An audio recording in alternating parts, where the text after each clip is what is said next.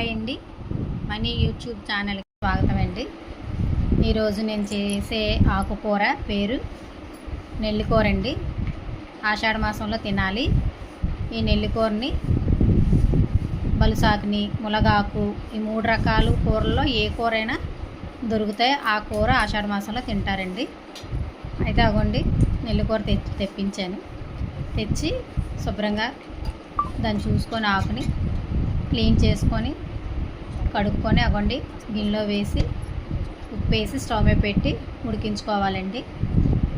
ఆ ఉడికించిన దాంట్లో చింతపండు నీళ్ళు వేసుకుంటాం. చింతపండు నీళ్ళు వేసుకొని అది ఒక పక్క మరుగుతూ ఉంటుంది, ఒక పక్క పోపు పెట్టుకుంటామండి. బాండీలో నూనె వేసుకొని ఆవాలు, పచ్చిమిర్చి, వెల్లుల్లిపాయ, ఉల్లిపాయ వేసుకొని పోపు పెట్టుకుంటామండి.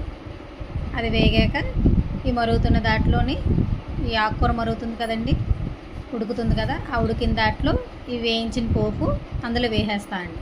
ఒక చిన్న పిసి పసుపు వేసుకొని ఆ ఉడుకుతున్న దాంట్లో వేసేసి ఈ 2 కలిపి కాసేపు ఒక 5 నిమిషాలు ఉల్లిపాయ ఉడికే వరకు ఉంచుకుంటే చాలండి.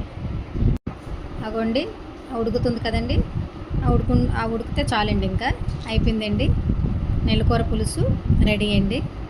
అన్నంలో కలుపుకొని తింటే చాలా బాగుంటుందండి. మీకు ఏ తేడా తెలియదండి, తోటకూర పులుసులాగే ఉంటుందండి.